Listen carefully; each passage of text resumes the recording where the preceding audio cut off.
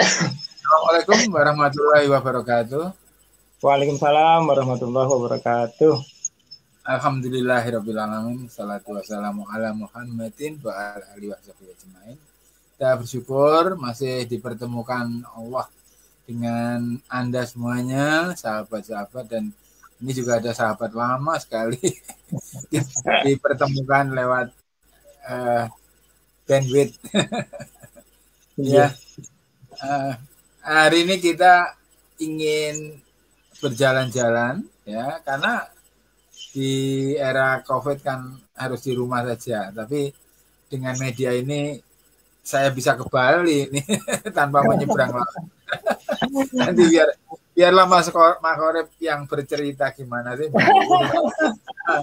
Imajinasi saya, wah. Saya sudah ke Bali itu kalau nggak salah 2 kali, cuman tahun nggak enak sudah, tahun 80-an 7 gitu ya, sudah banyak berubah lah ya mungkin ya. Tapi sudah banyak perubahan Pak Iman antara tahun 80 sampai dengan sekarang, itu perubahannya luar biasa. Gitu, saya waktu ini juga sangat ingat, waktu ini pertama ke Bali itu tahun 2000 Pak Iman.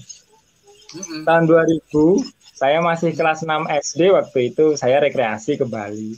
Dan suasananya sudah sangat jauh dengan sekarang ini. Sudah berbeda sekali. Karena sekarang Bali ini juga sudah, kalau terutama di Denpasar nih Pak Iman, kalau di Denpasar macet sudah luar biasa nih. Termasuk logatnya Mas Makorep sudah Bali nih. Masa Pak Iman? Iya, heran loh. Ini logatnya sudah berbali nih, bukan logat Jember ini. Ada Niki gitu. Iya. Memang ada beberapa kesamaan bahasa Pak Iman. Jadi antara bahasa Jawa dengan bahasa Bali, terutama bahasa Bali yang halus begitu, kadang banyak persamaan begitu. Makanya saya juga nggak begitu susah di sini. Iya. Ya, sahabat-sahabat. Ini Mas Makorep ini dulu dari Ambulu Pontang ya Mas ya. Dari Pontang. Watu Pak Iman.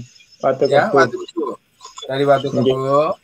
Beliau dulu bersama saya membuat taman baca di pinggir laut di Watu Ulo ya. Di Watu Ulo cuman umur berapa cuman ya. Tapi tapi memang agak mustahil lah ya. Sedang di kota saja mengharapkan pengunjung itu susah. Ini di tepi laut harus bayar lagi. Nah, jadi ini hanya karena kebaikan Bu Erni waktu itu ya. Betul. Senang sekali dengan kegiatan ini. Kemudian saya diberi kesempatan menggunakan salah satu gubuknya itu untuk taman baca. Jadi pokoknya sudah dipersiapkan begitu rupa, pakai lonseng segala. Difasilitasi luar biasa kita Pak Iman waktu itu ya. Iya. Saya appreciate sekali sebetulnya waktu itu Bu Erni memiliki pemikiran yang semacam itu. Saya masih ingat istilahnya pemikiran beliau yang ketika kita ajukan untuk program rumah baca tepi laut itu sangat luar biasa menurut saya. Dan walaupun impossible sebetulnya Pak, tampaknya impossible, tetapi menurut saya bisa-bisa saja waktu itu sebetulnya jika memang kita kelola dengan baik dan kita tidak ada keterbatasan gitu ya. Mungkin karena keterbatasan kita masing-masing waktu itu Pak Iman, nggak bisa jalan gitu. Iya, bahkan sekarang tempatnya sudah tidak ada, itu hotelnya sudah tidak ada. Masa memang? Katanya sudah dibongkar. Dibongkar. Mungkin dijual atau gimana ya? Ganti pemilik mungkin. Bisa jadi ganti pemilik. Iya, ganti pemilik ya mungkin ya. Jadi ya nggak apa-apa lah, sekilas kita sudah membuat catatan sejarah. BBM Kampung Baca Tepi Laut. Wah, keren. Sudah launching loh kita Pak Iman. Iya, sudah launching juga. Prestasi lah menurut saya. Dan itu juga tidak bukan merupakan apa ya istilahnya, itu pemikiran kita luar biasa menurut saya, bukan hal yang biasa gitu ya. Jadi itu menurut saya suatu hal yang luar biasa. Pak Iman bisa berpikir sampai ke sana, kemudian saya juga bisa nyemplung ke sana. Saya enggak kalau misalnya berpikir secara logika gitu ya, nggak nyampe saya ke sana, Pak Iman. Ngapain tiba-tiba gitu? Ini itu sebetulnya gini Mas, saya sebetulnya pengen buat satu seri gitu Mas ya. Taman Baca Tepi Laut itu di Watulo, Taman Baca Kaki Gunung itu di daerah Argopuro, Taman Baca Pinggir Hutan itu di mana lagi yang gitu maksud saya ya. Jadi daerah yang isolated gitu. Tapi ya apa daya, apa daya. Maksud besar tenaga kurang. Memang butuh tenaga yang lumayan Pak Iman. Artinya tidak bisa kita sendiri. Iya betul. Ya apresiasi dari publik waktu launching itu memang besar ya, lumayan ya karena Mas Makhorib mengerahkan muridnya itu. Kita kan bisa memanfaatkan itu Pak Iman. Iya betul.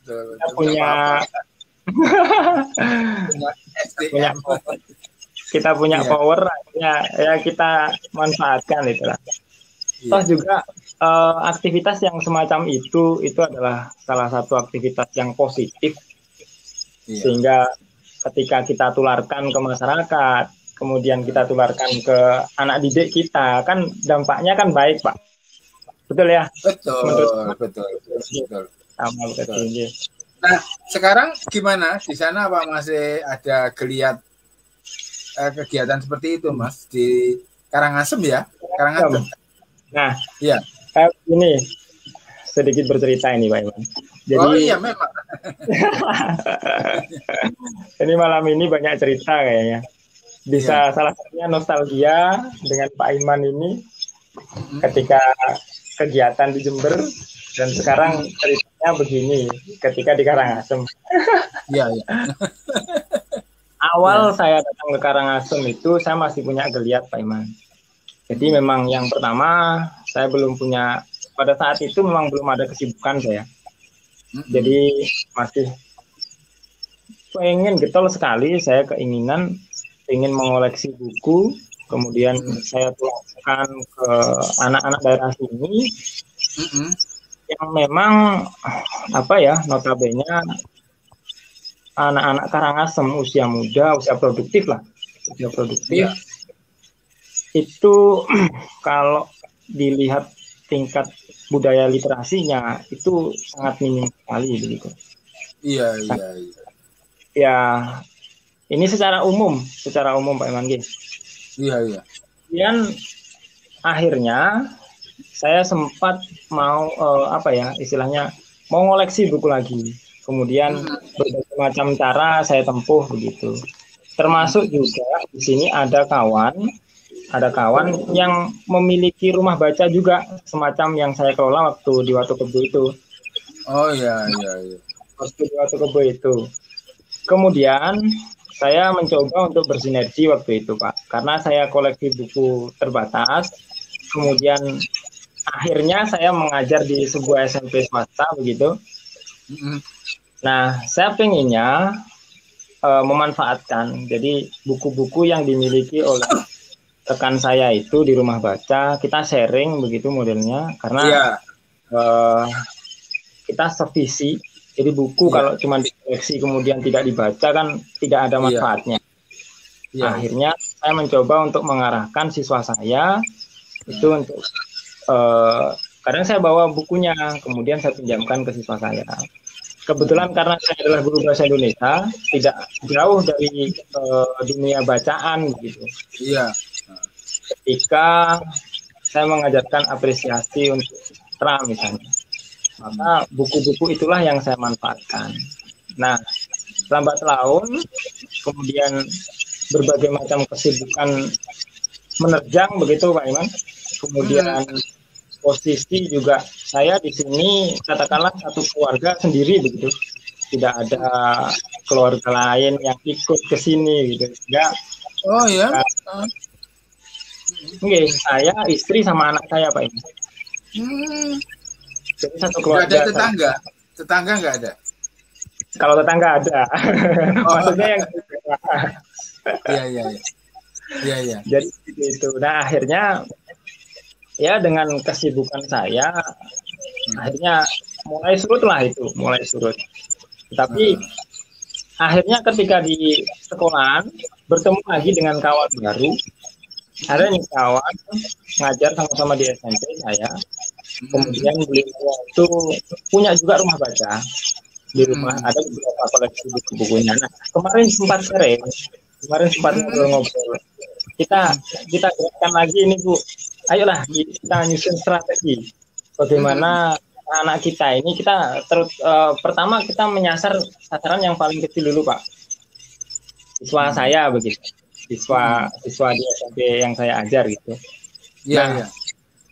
Kemarin sempat ngobrol-ngobrol karena memang ya masa pandemi semacam ini agak susah kita murid tidak ketemu Pak. Iya. Nah, mau mengajak itu yang susah. Akhirnya seperti itu akhirnya. Tapi secara lihat Pak Iman, terus terang saya masih berkeinginan gitu. Tidak surut Oke. Bagus lah kalau tidak. Bagus. Nanti kita jauh itu soal buku.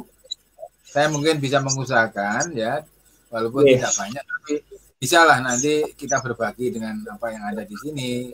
Di sini ini saya buat Mas, book circle.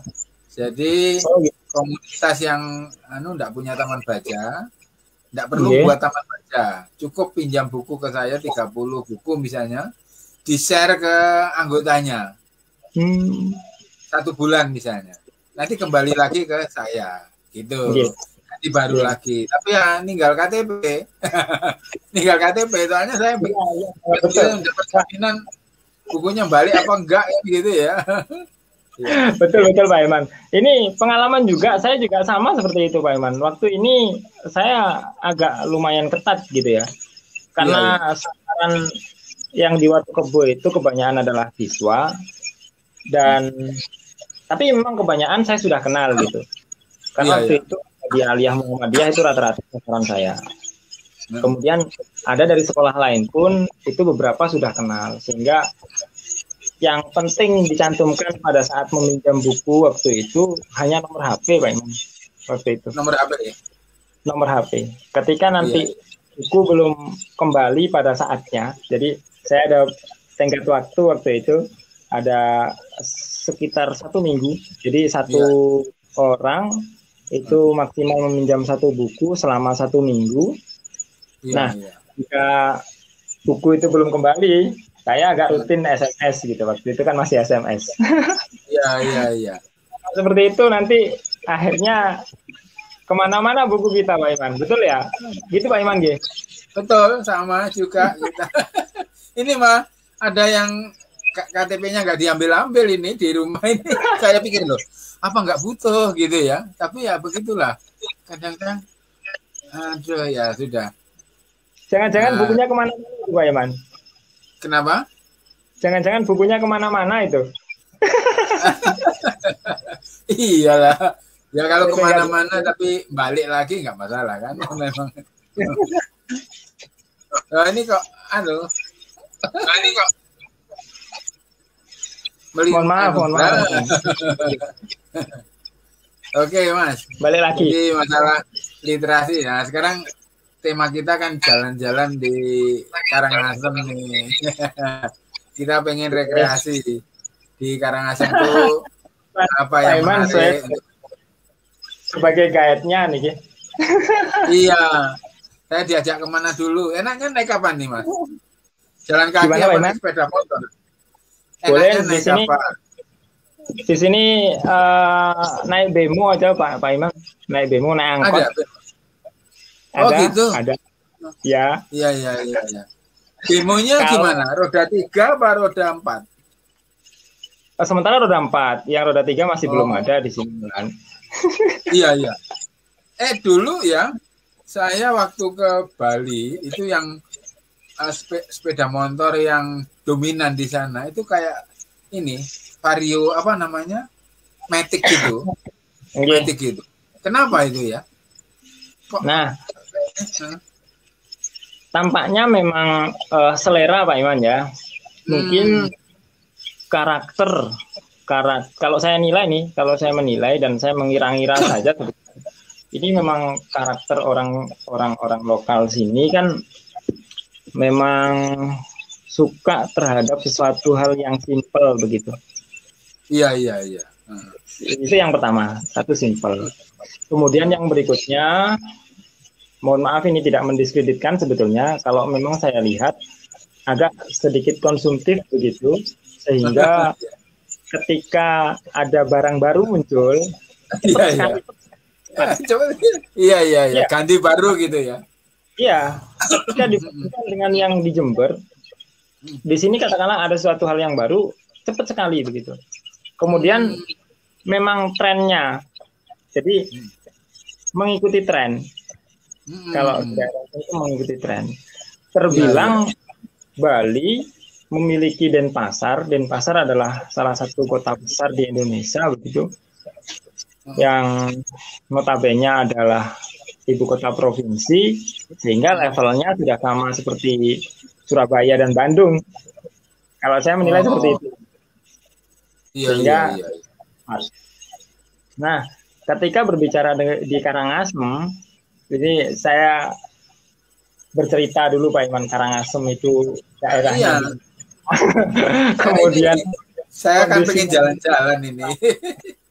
Karena Iman ngajak jalan-jalan malam ini, jadi kalau ada Pak Iman naik kereta api dari Jember, nanti turunnya itu di stasiun Ketapang atau Banyuwangi Baru, Pak Iman. Nanti nyebrang dari Ketapang ke Gilimanuk sekitar 1 jam naik kapalnya. Habis itu dari Gilimanuk ke Karangasem itu masih sekitar 170 kilo, Pak Iman. Wih, jauh ya.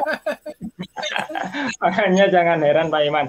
Saya ini waktu datang pertama kali ke sini, saya sepeda motoran Pak Iman.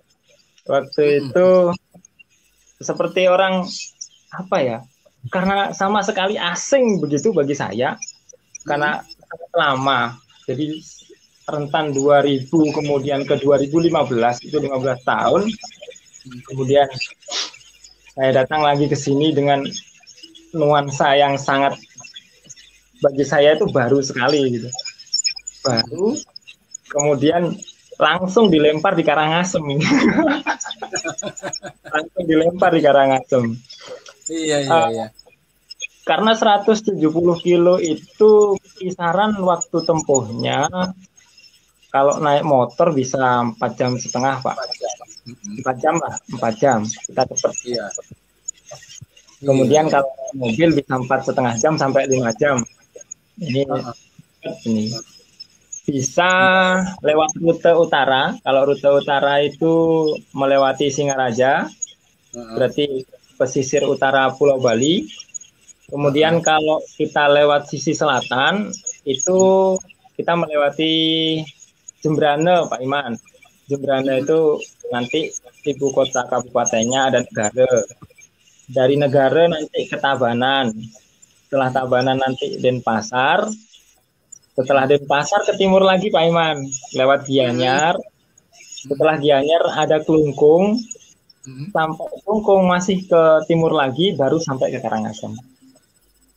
Jadi di beberapa kabupaten. Iya. Lengkap saya kalau mau gimana? Lengkap melewati beberapa hampir semua kabupaten kita lewati kalau kita lewat Jembrane itu, Pak Iman. Saya lupa ini berapa 3 kali atau yang 1 kali sendirian sendirian karena urusan sekolah. Jadi ada kan murid ke salah satu industri di sana, catering gitu.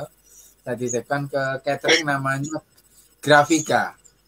Catering Grafika di situ. Dan kok Grafika? Ya karena kami punya percetakan juga gitu ya. Hubungan saya baik sekali dengan beliaunya itu. Saya malah kalau ke sana itu makan nggak di ruangan, tapi diajak di dapur. Mari Pak makan di dapur Pak. Ini luar biasa ini ya, gitu. Jadi ya Allah. Terus saya diantar juga oleh sopirnya ke ini pasar untuk kerajinan, itu namanya apa ya, di Sukawati di Gianyar Pak Iman. Sukawati, ya Sukawati. Ayo Pak, saya biar diantar Pak sopir ke Sukawati Pak. Gitu ya, susah. Gitu. Ya. Jadi terus yang beberapa kali lainnya itu bersama-sama dengan rombongan kampus sih. Jadi ya apa namanya? Ya Terbatas. itu. Terbatas. Ya. Tapi ya banyak juga yang bisa dikunjungi. Kalau sendiri kan kita susah juga, nggak mau mobil. Kalau ini kan charter bisa kemana-mana. Kalau di Karangasem objek yang menarik apa Mas? Nah ini berbicara tentang objek wisata yang ada di Karangasem nih Pak Iman. Karena memang seperti yang saya sampaikan tadi bahwa Karangasem ini adalah kota ujung timur di Pulau Bali, sehingga katakanlah kalau dari sisi ramenya itu tidak begitu ramai. Karena memang kalau tidak kita menuju ke Karangasem, maka orang itu tidak bakalan sampai ke Karangasem. Oh iya. Yes. Beda dengan ketika kita mau ke Karangasem, kita masih melewati Gianyar, melewati Klungkung, melewati kabupaten-kabupaten yang lain. Sehingga dari kabupaten-kabupaten yang kita lewati itu kesabapan ramainya begitu Pak Iman. Mungkin bisa mampir dulu di Klungkung, mampir dulu di Gianyar ketika mau ke Karangasem. Tetapi kalau misalnya kita cuman saya mau ke Sukawati aja sudah, maka enggak bakalan sampai ke Karangasem. Iya. Kayak Jember ya. Jember Kayak kan Banyuwangi. Mojok gitu kotanya ya. Kayak Banyuwangi Pak Iman. Kalau Banyuwangi kan paling sendiri. Iya, tapi terbiasa ramai karena ada penyeberangan. Kalau ini ini ada penyeberangan juga Pak Iman, Padang Bayi. Jadi bisa nyebrang ke Lombok lewat Karangasem nih. Cuman posisinya ini agak tepat. Padang Bayi itu ketika posisi dari Denpasar, maka sebelum kota itu sudah sampai pelabuhan Padang Bayi. Jadi kendaraan yang mau ke Lombok tidak melalui kota Karangasem. Oh gitu. Ya. Jadi dari Denpasar ketika mau ke Lombok sudah belok duluan sebelum sampai ke kota Karangasem. Sehingga kotanya bisa dibilang relatif sepi begitu. Padahal itu asetnya asetnya Pemda Karangasem ya? Asetnya Pemda Karangasem. Nah, jadi waktu bangun itu nggak diperhitungkan gimana? Tampaknya posisi Pak Iman, tampaknya memang posisi. Jadi posisinya ya. Ketika membangun sebuah seperti bandara, kemudian pelabuhan, itu kan ada beberapa hal yang memang harus diperhitungkan begitu. Mungkin dari ekonomi dan lain sebagainya, mana yang posisinya itu lebih tepat, itu yang dipakai tempat begitu. Tapi memang karena akhir-akhir ini malah wacananya memang pelabuhan mau dipindahkan begitu, tapi itu tampaknya masih jauh dari itu. Nah, kembali lagi ke wisata Pak Iman. Gimana? Ya, jadi yang pertama biasanya kalau orang wisatawan entah itu mancanegara ataupun wisatawan lokal, biasanya yang pertama dikunjungi itu yang terkenal adalah Taman Ujung, Pak Iman. Taman Ujung, ada sebuah di situ taman, bentuknya namanya Taman Ujung. Kebetulan posisinya itu menghadap ke laut. Jadi ada namanya Pantai Ujung, kemudian di seberang pantai itu terdapat Taman Ujung. Nah, Taman Ujung ini adalah salah satu destinasi wisata yang ada di Karangasem. Gambarannya sebetulnya seperti taman sih Pak, taman aja, cuman eksotis gitu. Menurut saya eksotis, karena Pak Iman sudah menghadap laut ya, Satu menghadap ke laut. Kemudian yang menjadi eksotis adalah di sana ini memang bangunan kerajaan Pak Iman. Jadi kalau tidak salah, saya waktu itu membaca di sana kan ada tulisan-tulisan sejarahnya gitu. Jadi Taman Ujung ini dibangun oleh Kerajaan Karangasem. Waktu itu Raja Karangasem yang membangun sekitar tahun 1909 kalau tidak salah. Waktu itu.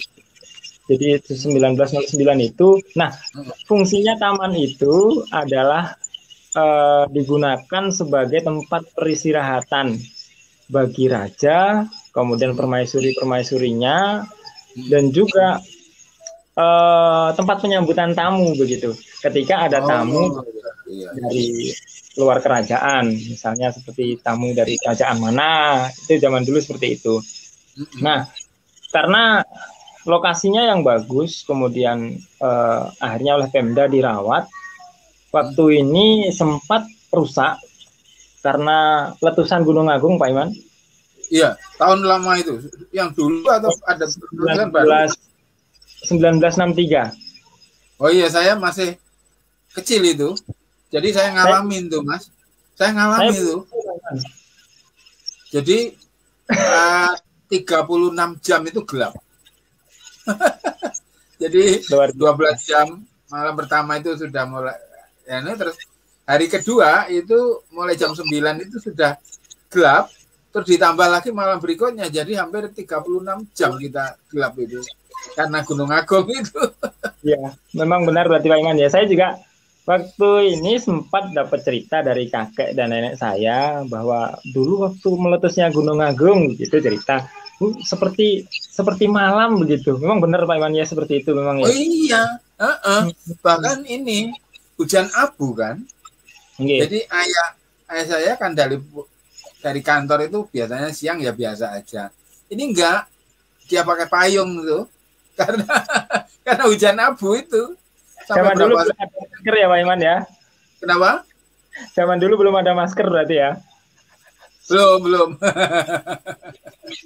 Ya. Nah, tapi yang menarik itu apa? Hewan-hewan itu bingung gitu. Ayam apa itu kan waktunya pagi harusnya berkokok, ini kok gelap terus gitu loh. Jadi bingung. Binatang-binatang itu mengalami apa? Kegoncangan biologis gitu ya. Jam biologisnya goncang itu sehingga iya, perasaannya sudah pagi tapi kok gelap begitu. Iya, itu dia. Nah, akhirnya dari 1963 itu mengalami kerusakan, akhirnya karena parah, menurut cerita sejarah itu parah Pak Iman. Jadi Taman Ujung parah, cuman kan sejarahnya kemudian bangunan-bangunan intinya masih begitu. Nah, pada akhirnya sampai dengan 2001 atau 2000 berapa itu sudah selesai dibangun kembali, diposisikan seperti semula begitu, sebisa mungkin diposisikan seperti semula. Nah, memang di situ kalau yang menurut saya eksotis gitu dari segi bangunannya, kemudian lokasinya berhadapan dengan laut, itu bangunannya tinggi gitu Pak Iman. Jadi ketika kita ke puncak, kemudian kita melihat ke depan itu sudah laut gitu. Nah, itu menurut saya eksotis gitu. Kemudian dipadukan dengan kolam ikan. Nah, dari situ kan di tengahnya kemudian dikelilingi oleh kolam. Jadi semacam itu kalau destinasi wisatanya. Kemudian ada lagi yang sama serupa dengan Taman Ujung ini, ada yang namanya Tirta Gangga Pak Iman. Tirta Gangga fungsinya juga sama, yang dibangun oleh Raja Karangasem juga. Tapi lebih kalau dari posisi atau luas wilayah itu lebih luas Taman Ujung. Iya. Kemudian dari sisi variatif bangunannya lebih variatif Taman Ujung. Kalau di Tirta Gangga ini lebih ke kayak semacam kolam gitu. Kolam, kemudian ada air mancurnya. Kalau Pak Iman pasti bisa membayangkan, karena yang jelas bangunan di Bali ini menurut saya eksotis gitu. Dari bebatuan kan yang semacam itu Pak Iman gitu. Iya. Nah, Dan ikannya itu tidak dikonsumsi kan? ikannya yang dilestarikan. Dilestarikan, nggak boleh Jadi dipancing nih. oh, besar-besar begitu kan? Iya, ikan koi Pak Iman. Oh, koi. Oke, ikan koi besar-besar sekali, sepaha-paha. Memang umurnya juga udah tua. Memang itu yang menjadi daya tariknya begitu. Jadi ketika kita mengambil foto gitu di kita ganggu itu view-nya bagus gitu. Dari sisi bangunannya saya kira sangat menunjang sekali. Kalau kita pintar mengambil foto gitu Pak Iman, angle-nya gitu, saya kira sangat eksotis. Nanti kalau tadi Pak Iman menyampaikan sebetulnya ingin menayangkan video gitu ya, tapi tadi tiba-tiba mendadak ini maju nih. Saya nggak bisa. Nggak apa-apa, kapan-kapan. Nanti bisa kapan-kapan disambung lagi. Nah, ada satu lagi nih Pak Iman. Jadi kalau di Bali biasanya kan kita erat dengan yang namanya budaya. Nah, di Karangasem ini kebetulan kabupaten memiliki satu desa adat yang di situ masih mempertahankan adat Bali Agenya, Bali asli, penduduk asli Bali gitu. Itu kalau di Karangasem ada di daerah Tenganan, namanya Desa Tenganan, Desa Adat Tenganan Gingsingan, istilahnya kita menyebutkannya seperti itu. Yang kalau Pak Iman tahu ada budaya perang pandan, pernah dengar Pak Iman? Perang pandan? Oke. Oh, pakai ada durinya itu ya? Betul. Jadi para pemuda itu lepas baju, pakai kamen saja bawa. Kemudian pandan yang ada durinya itu pukul-pukulan, dipukul-pukulan. Nah, itu. Jadi 1 lawan 1 gitu.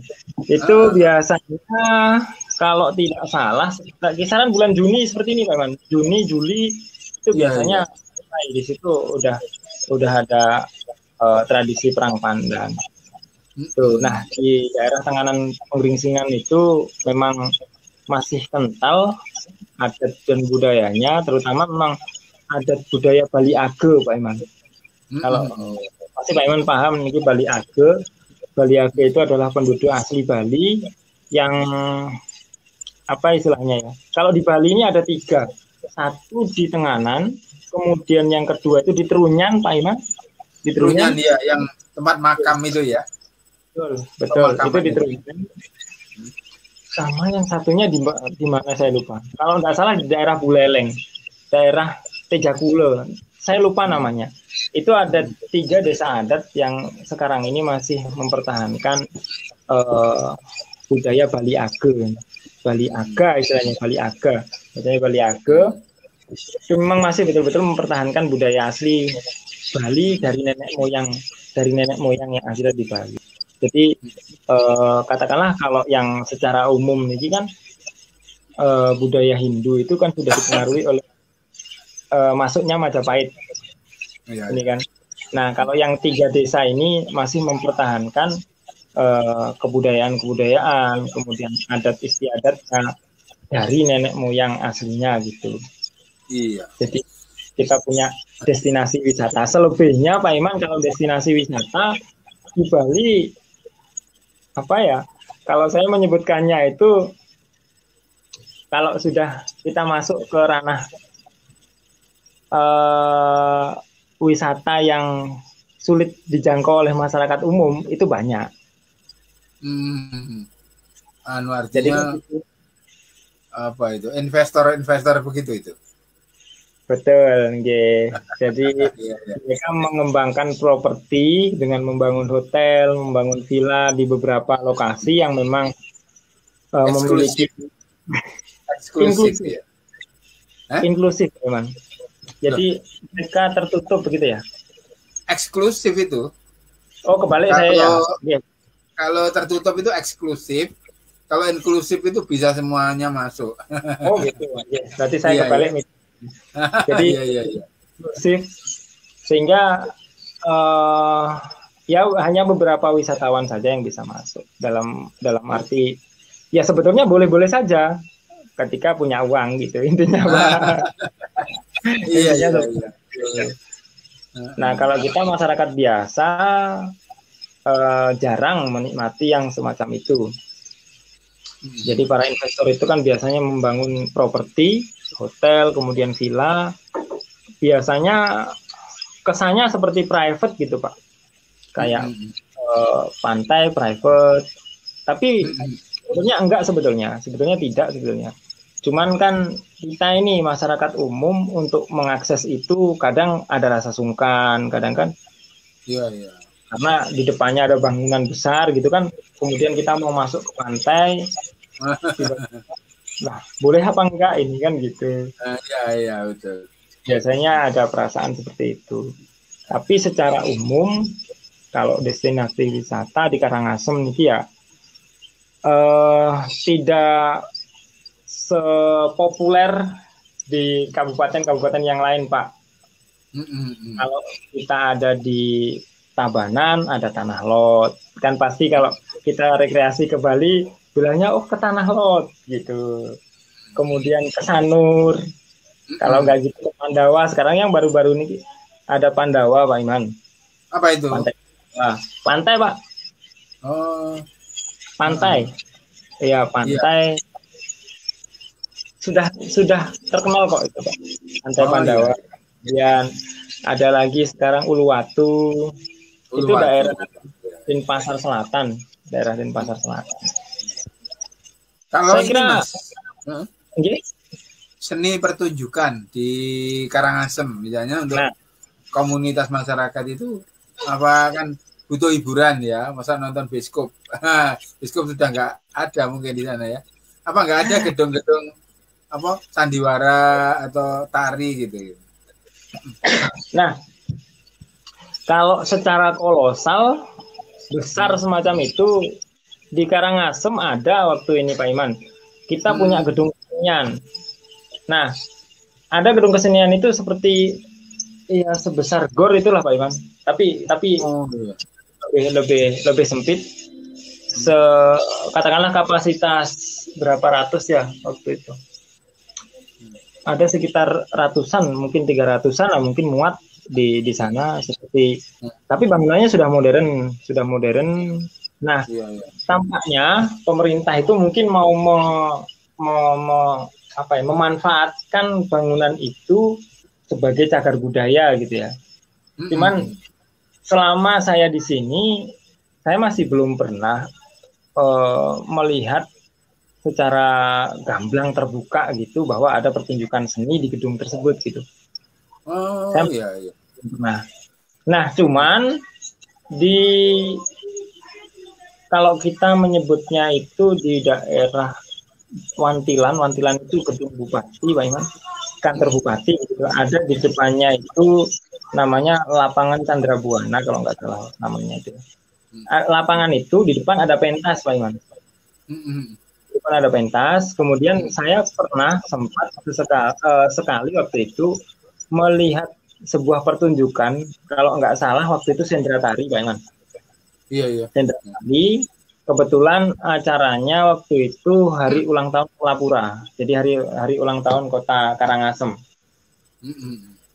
Di sana ada pameran sekaligus pertunjukan itu.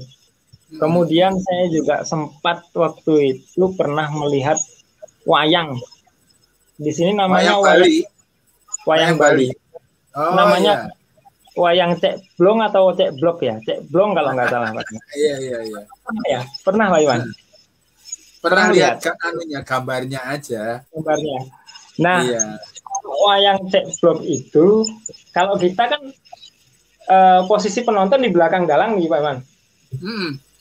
Posisi penonton di belakang dalang, kemudian kita gini gitu ya. Jadi yang melihat dari sana. Nah, ini kebalik. Kalau wayang Cek Blok itu yang menonton dari depannya dalang. Artinya yang dilihat bayangannya. Yang dilihat bayangannya, betul. Nah, itu. Jadi lampu belakangnya dalang ini namanya wayang. Iya, sebetulnya kan itu yang benar. Jadi wayang itu kan bayangan ya. Jadi betul. Saya juga ketawa. Pertama melihat itu agak heran. Iya iya. Agak heran gitu. Kok mana ini dalangnya di mana? Kita melihatnya dari mana gitu. Saya memang gitu. Saya iseng-iseng di sana memang ada pertunjukan gitu. Saya ingin melihat memang kebetulan waktu itu inilah bahwa wayang ceklok itu kayak apa, kemudian Indra Tari seperti apa. Saya kan agak tertarik dengan hal yang seperti itu.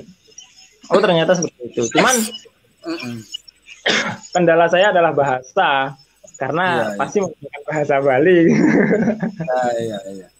Masih sering ada pertunjukan wayang atau gitu? Masih sering di sana, Mas? Jarang, Pak. Jarang. Jarang. Sekarang sudah jarang. Apalagi musim pandemik seperti ini. Iya iya. Sebelum pandemik saja jarang.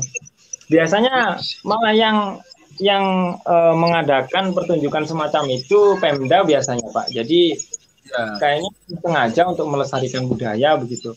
Kalau secara perorangan atau komunitas itu masih relatif jarang. Terus relatif. Ini Mas, apa namanya? Apa ya? Mau tanya apa nih? Oh ini kan kalau di sini orang punya hajat, manten atau apa gitu kan? Ya paling-paling diisi dangdut atau apa. Kalau di sana gimana, Mas? Nah, kalau punya hajatan, gitu. Di sini di Bali, terutama orang asli Bali, yang pertama biasanya hiburannya itu ini Pak, gamelan. Jadi musik gamelan. Musik khas Bali gitu ini. Itu bambu, biasanya yang pertama. Sama sih Pak, gamelan juga ya. Sama kayak Jawa tapi ritmenya berbeda gitu. Oh iya. Khasnya. Iya. Kemudian ada lagi kalau daerah Karangasem lupa saya namanya apa ya Pak ya. Genjek. Nah, ada ini namanya genjek. Genjek itu kita nyanyi nih pakai nyanyi bareng-bareng gitu Pak, bersama-sama satu grup gitu. Kemudian sambil joget Pak. Nah, sambil joget. Jadi nyanyinya gitu. Rancak gitu, nyanyinya rancak, kemudian sambil joget. Terus bersaut-sautan gitu. Nah, itu pakai bahasa Inggris kurang paham. Saya kurang paham, tapi asik gitu ketika mengikuti genjekan itu asik. Nah, sekarang sudah ini menurut cerita, kalau saya belum pernah secara langsung melihat genjekan, tapi kalau menurut cerita dari ini ada tetangga sebelah saya ini orang Bali, jadi sekarang ini sudah mulai dikombinasikan Pak. Kalau kita kan wayang dikombinasikan dengan lawak gitu ya. Iya. Nah sekarang tampaknya juga sudah mulai merambah ke sana. Mulai genjekan ini sekaligus ada lawakannya gitu. Untuk hiburan hajatan ya. Betul. Okay. Iya.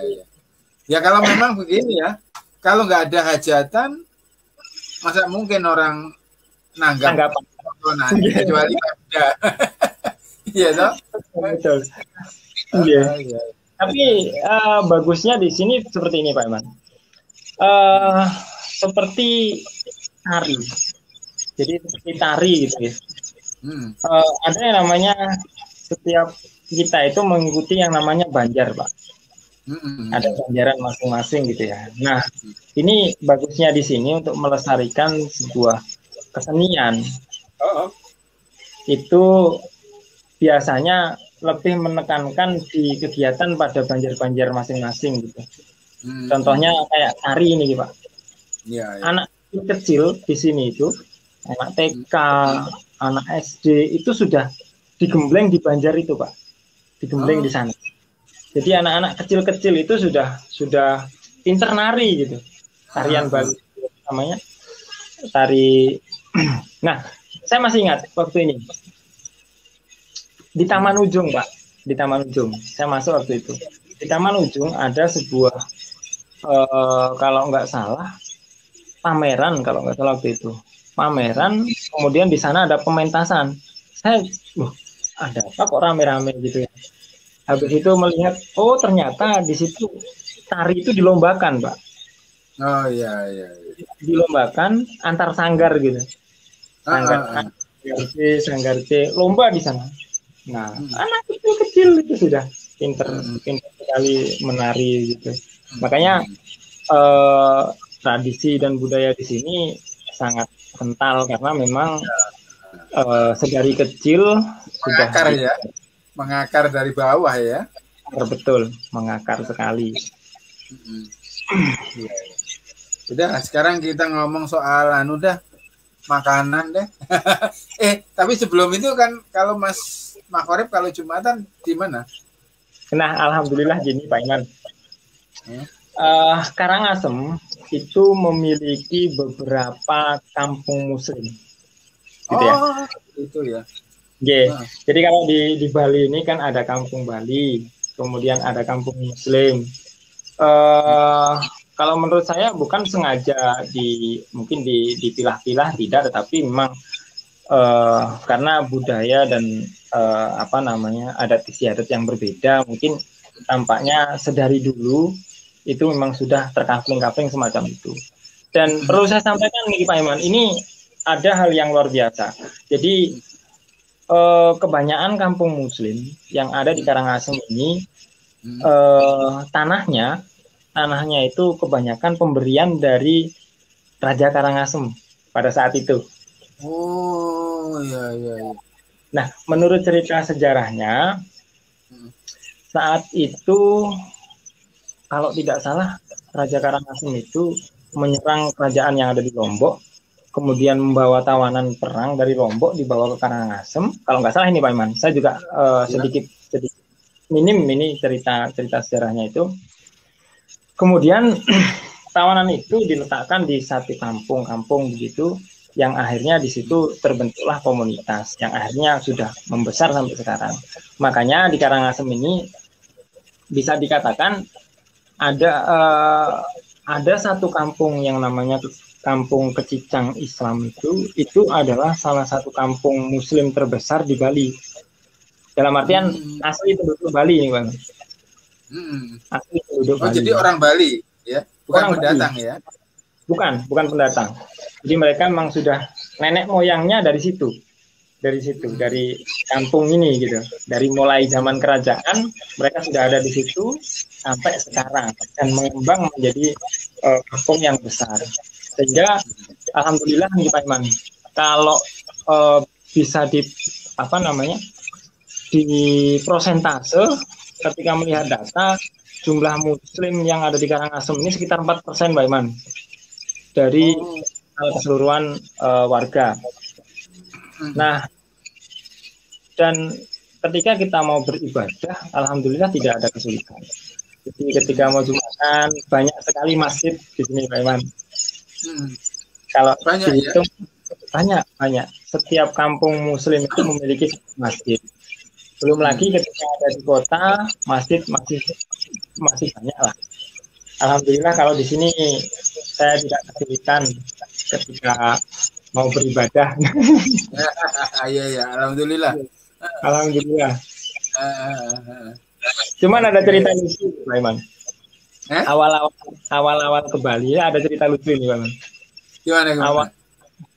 Awal-awal saya di Bali itu saya melakukan perjalanan dari Karangasem ke Denpasar. Nah, waktu di Denpasar inilah saya yang kesulitan mencari masjid karena masih baru. Sampai akhirnya ya gimana diterima, tidak diterima lah sarip jadinya Pak Iman. Gimana? Oh, asar sampai maghrib. Gimana juga Pak Iman? Kita tidak bisa berbuat apa-apa. Kita mau numpang sholat di siapa dan di mana? Kan tidak bisa. Akhirnya wallahu alam sudah, saya pasrah sudah, diterima nggak diterima. Dan pada akhirnya waktu itu kalau nggak salah terus pulang saya akhirnya Pak. Terus pulang kalau tidak salah waktu itu. Ini kejadian menurut saya unik dan ya entah itu dibilang salah. Ya salah karena saya tidak bisa memprediksikan itu karena memang saya betul-betul masih baru dan tidak tahu gitu. Karena kalau di Karangasem nggak susah nyari masjid. Iya. Oke. Ini Oke, cukup lah. Nanti supaya nggak habis sekarang, nanti disambung lagi. Boleh, boleh Pak Iwan, nggih. Terus makanan khas di sana apa, Mas? Nah, makanan khas kalau di sini ada yang namanya plecing, Pak Iman. Plecing. Plecing, nggih. Plecing Dari itu kangkung. Betul, nggih. Itu kan pengaruh mungkin dari Lombok itu ya. Lombok. Betul. Ya, kalau saya kan ya mohon maaf karena apa ya, kita kan keterbatasan kalau di sini Pak. Kalau kan kalau orang-orang Hindu banyak di sini makanan khasnya Bali kan kayak apa namanya, ada istilahnya lawar gitu kan. Lawar. Sebenarnya lawar juga bisa kita apa namanya memformulasikan itu agar menjadi bisa kita makan gitu. Kemudian guling juga banyak. Kalau mungkin non Muslim begitu banyak sekali di sini. Siobat, ada siobat. Saya kalau siobat kurang tahu saya seperti apa itu. Kalau ya paling tidak Mas Mahore punya peternakan ayam lah paling tidak untuk konsumsi sendiri, telur dan dagingnya. Kebetulan posisi di perumahan ini Pak Iman, jadi agak susah berkreasi. Oh gitu ya. Perumahan apa Mas? Saya tinggal di perumahan BTN Taman Asri Pak Iman. Ini perumahan kebetulan perumahan yang udah agak lama ini. Katakanlah bisa dibilang perumahan kedua dari pengembangan Karangasem ini. Tapi lokasinya cukup strategis ini. Lokasinya cukup strategis, berada di pusat kota dan apa ya, akses kemudian sarana prasarana di sini sangat mudah gitu Pak. Kebetulan kalau menurut ceritanya tetangga sih, ini dulu bekasnya ex ini pegawai Pertamina Pak. Jadi ini dikembangkan karena banyak pegawai Pertamina yang dari Jawa bermukim di Karangasem. Tahun berapa ya? Saya nggak begitu paham.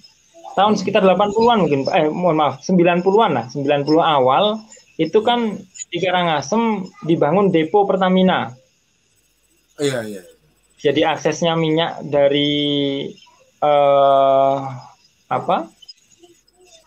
tempat kilang atau apa, pokoknya untuk distribusi daerah offshore.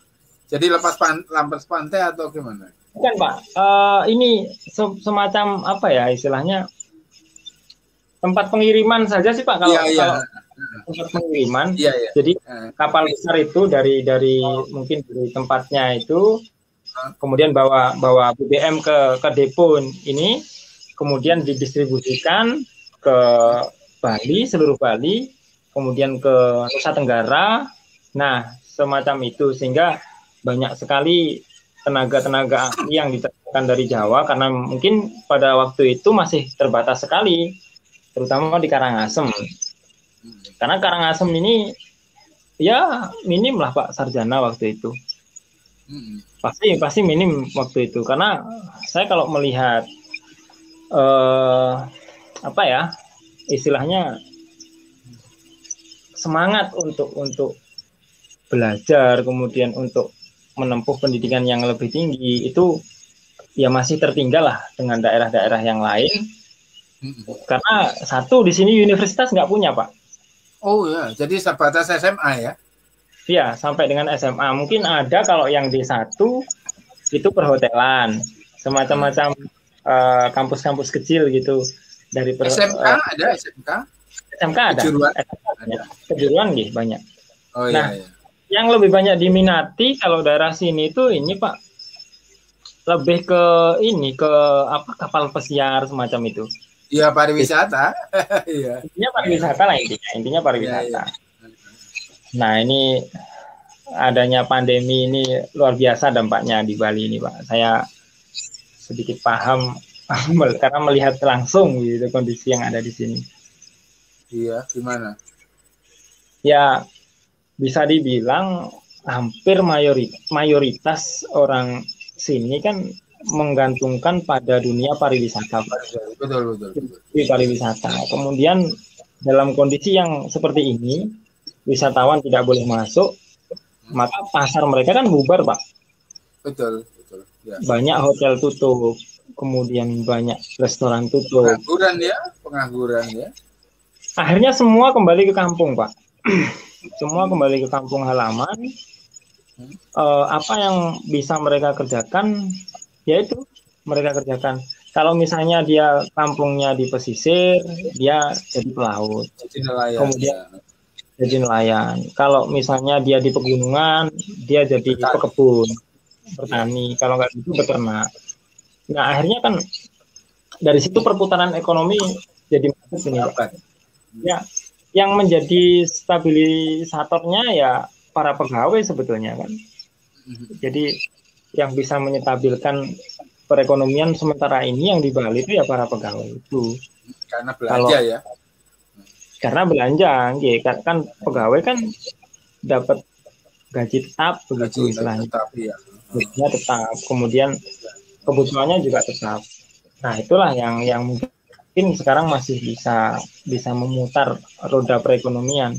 Kalau kawan-kawan yang dari dunia pariwisata ini ya akhirnya banyak yang beralih. Iya. Pengrajin saja kan. Karena tidak ada turis, apa yang mau beli cenderamata? Nggak ada ya. Nggak ada, Pak. Apalagi kalau cuman wisatawan domestik, misalnya kita dari Jawa nyebrang ke sini berwisata, mikir-mikir mau beli cenderamata, Pak. Ya. Oh ya, mumpung belum lupa Mas Korek ya. Silakan. Di sana ada enggak ini apa ya, lontar yang ada tulisannya itu? Iya. Nah, mungkin kalau nemu ya, aku butuh itu untuk apa ya, untuk memorabilia. Jadi untuk nanti dikabari aja saya gimana. Saya butuh ini kan saya punya museum literasi. Pak Iman, nanti saya kabari nanti. Di sini kan ada di daerah mana ya? Ada museum lontar, Pak, di sini, Pak. Oh ya. Tapi sayangnya saya masih belum pernah masuk ke sana. Kalau di museum kan nggak dijual, mungkin di shop yang murah-murah aja. Apa namanya? Lontar itu sampai sebatas mana, kemudian sejauh apa, itu saya masih sangat terbatas. Ini ada kawan ini kayaknya yang bisa buat lontar itu. Mudah-mudahan nanti gitu. Bisa panggil. Mudah-mudahan nanti ada kawan dari sekolah lain itu. Kebetulan bisa itu. Mudah-mudahan nanti bisa, Pak.